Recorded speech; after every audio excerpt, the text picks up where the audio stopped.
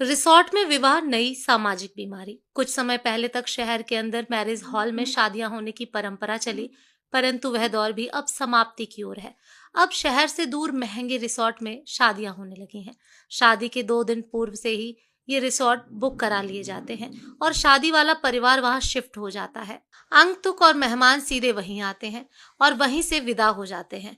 जिसके पास 4 पहिया वाहन है वही जा पाएगा, 2 पहिया वाहन वाले नहीं जा पाएंगे।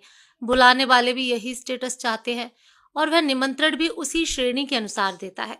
2-3 तरह की श्रेणियां आजकल रखी जाने लगी हैं। किसको सिर्फ लेडीज संगीत में बुलाना है, किसको सिर्फ रिसेप्शन में बुलाना है, किसको कॉकटेल पार्टी में बुलाना है और किस वीआईपी परिवार को इन सभी कार्यक्रमों में बुलाना है। इस निमंत्रण में अपनापन की भावना खत्म हो चुकी है। सिर्फ मतलब के व्यक्तियों को या परिवार को आमंत्रित किया जाता है। महिला संगीत में पूरे परिवार को नाच गाना सिखाने के लिए महंगे कोरियोग्राफर 10-15 दिन ट्रेनिंग देते हैं। मेहंदी लगाने के लिए आर्टिस्ट बुलाए जाने लगे। मेहंदी में सभी को हरी ड्रेस पहनना अनिवार्य है।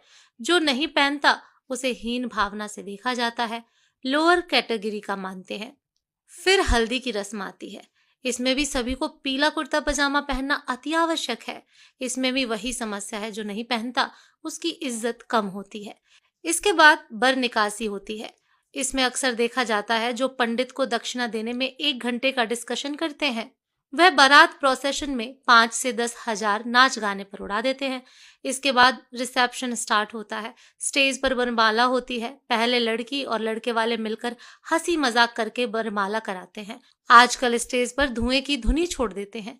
दूल्हा दुल्हन को अकेले छोड़ दिया जाता है, बाकी सबको दूर भगा दिया जाता है और फिल्मी स्टाइल में स्लो मोशन में वह एक दूसरे को वरमाला पहनाते हैं। साथ ही नकली आतिशबाजी भी होती है। स्टेज के पास एक स्क्रीन लगा रहता है, उसमें प्री वेडिंग शूट का वीडियो चलती रहती है। प्रत्येक परिवार अलग अलग कमरे में ठहरेगा, जिसके कारण दूर दराज से आए बरसों बाद रिश्तेदारों से मिलने की उत्सुकता कहीं खत्म सी हो गई है, क्योंकि सब अमीर हो गए हैं, पैसे वाले हो गए हैं। मेल मिलाप और आपसी स्नेह खत्म हो चुका है। रस्म अदायगी पर मोबाइल से बुलाए जाने पर कमरे से बाहर निकलते हैं। सब अपने को एक दूसरे से रईस समझते हैं और यही अमीरियत का दंभ उनके व्यवहार से भी झलकता है। कहने को तो रिश्तेदारों की शादी में आए हुए होते हैं, परंतु अहंकार उनको यहाँ भी नहीं छोड़ता। वे अपना अधिकांश समय करीबियों से मिलने के बजाय अपने अपने कमरों में ही गुजार देते हैं। हमारी संस्कृति को दूषित करने का बीड़ा ऐसे ही अति संपन्न वर्ग ने अपने कंधों पर उठाए रखा है।